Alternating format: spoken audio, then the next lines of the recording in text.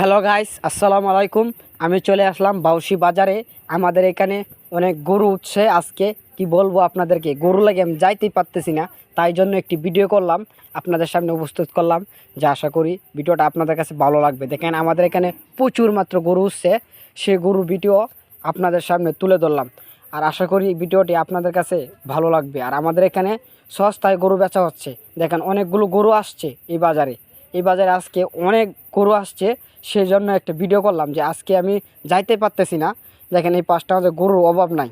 আর এই মাথা যখন আসি তখন একটু খালি হয়েছে, তখন একটু রেস্ট নিলাম, নিয়ে একটু ভিডিও করলাম যে সবাইকে একটু দেখাই আমাদের এলাকায় গরু কীরকম আছে।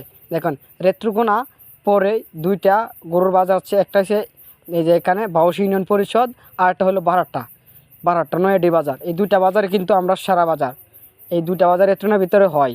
দেখেন এখানে কাপড় চাপড় বেচা হয়, সেই ভিডিওটা আপনাদের সামনে তুলে ধরলাম। এখানে নতুন পুরাতন কাপড় চাপড় বিক্রি হয়, সেই জায়গাটা আপনাদের সামনে উপস্থিত করলাম।